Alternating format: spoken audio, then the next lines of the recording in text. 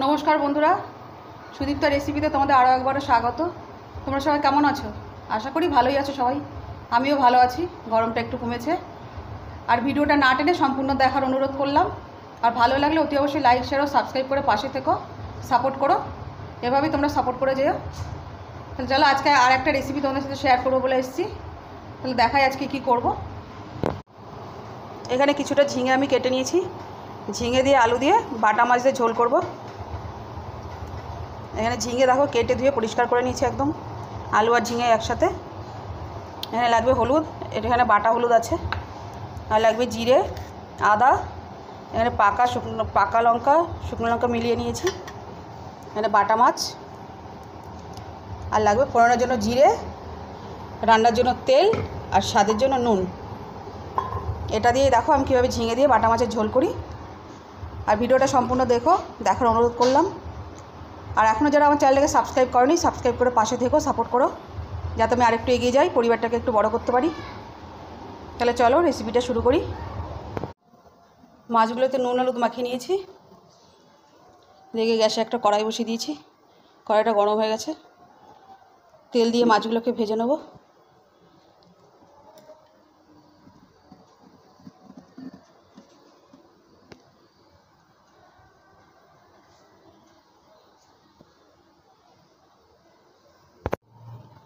তেলটা বেশ গরম হয়ে গেছে।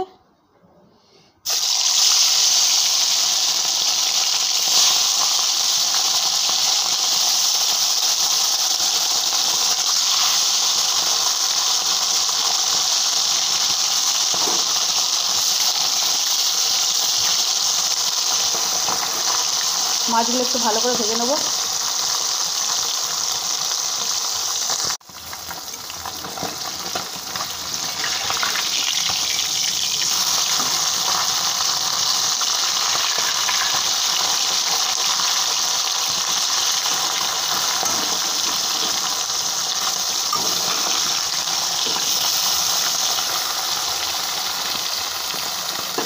মাছগুলো সব আমি ভেজে নিই। মাছগুলো সব ভেজে নিয়েছি। কড়াইটা একটু তেল দিয়ে দিয়েছি, একটু জিরে ফোড়ন দেবো।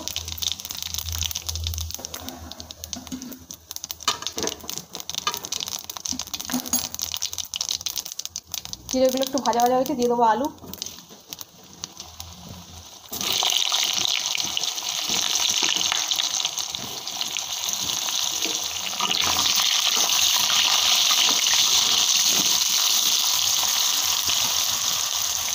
এদিকে আমি এখানে মশলাটাও বেটে নিয়েছি। আদা, কাঁচা লঙ্কা আর জিরে বেটে নিয়েছি। এখানে হলুদও বেটে নিয়েছি। আলুটাকে একটু ভালো করে ভাজা ভাজা করে নেব, লাল করে ভেজে নেব।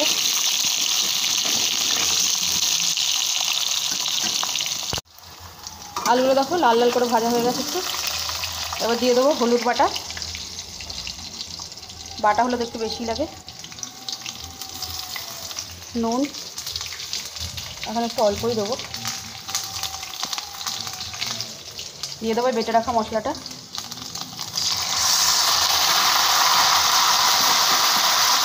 গ্যাসটা কমিয়ে দেবো।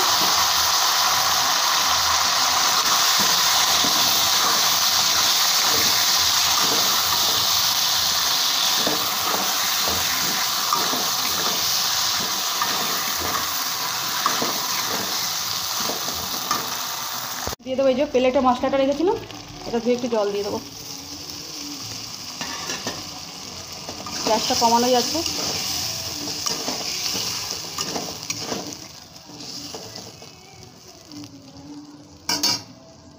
ঢাকা দিয়ে রাখবো কিছুক্ষণের জন্য।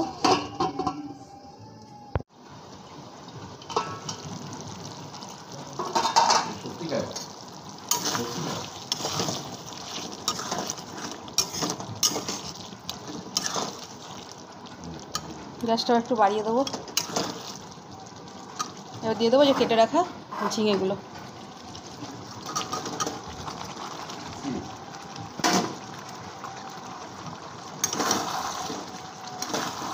ঝিঙেটাকে আলু মশলার সাথে ভালো করে কষিয়ে নেবো।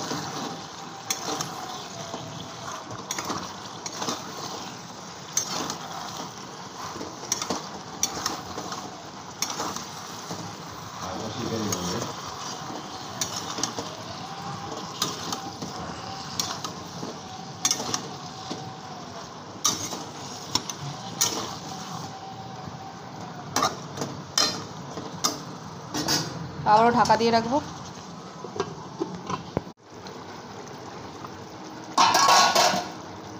গ্যাসটা বাড়িয়ে দেবো এবার। ঝিঙে দেখো কমে কন্ঠনি হয়ে গেছে।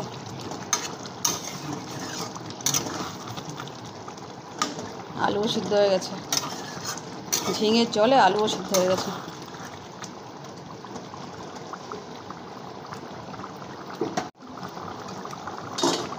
এবার দিয়ে দেবো পরিমাণ মতো একটু জল। এটা গরম জল, বেশি জল দেবো না।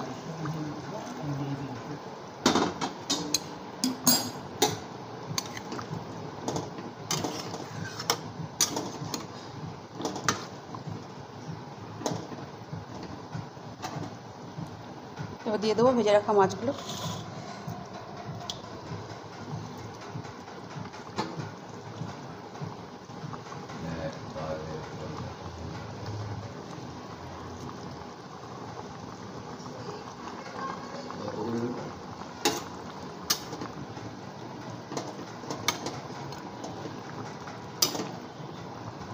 মাছটা দিয়ে 5 মিনিটের মতো ঢাকা দিয়ে রাখবো, যাতে মাছের মধ্যে ঝোলটা ঢুকে যায়।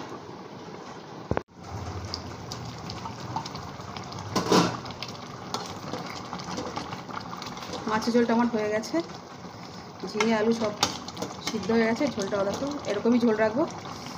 নুনটা দেখে নিই, একটু নুন লাগবে।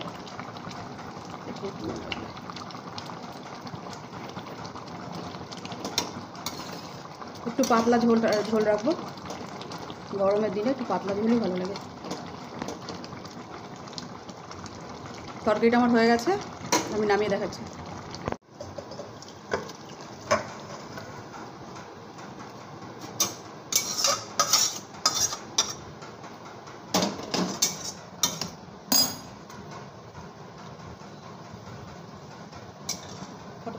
দেখো গরমে আর কি খাবে বলো, এরকম জ্যান্ত বাটা মাছ দিয়ে ঝিঙে দিয়ে আলু দিয়ে এরকম ঝোল করে খেও, আদা জিরে বাটা দিয়ে। শরীরও সুস্থ থাকবে এবং ভালোও লাগে খেতে। একবার হলে বাড়িতে রান্না করে দেখো এরকমভাবে। আর আমাকে একটা লাইক কমেন্ট ও শেয়ার করো, আর সাবস্ক্রাইব করে পাশে থেকো। আজকের এই ভিডিওটা যদি তোমাদের ভালো লেগে থাকে তাহলে অতি অবশ্যই একটা লাইক কমেন্ট এবং শেয়ার করে দিও সবার কাছে, আর সাবস্ক্রাইব করে পাশে থেকো। আবার দেখাবে অন্য কোনো দিন অন্য কোনো রেসিপি নিয়ে। সবাই সুস্থ থেকো, ভালো থেকো।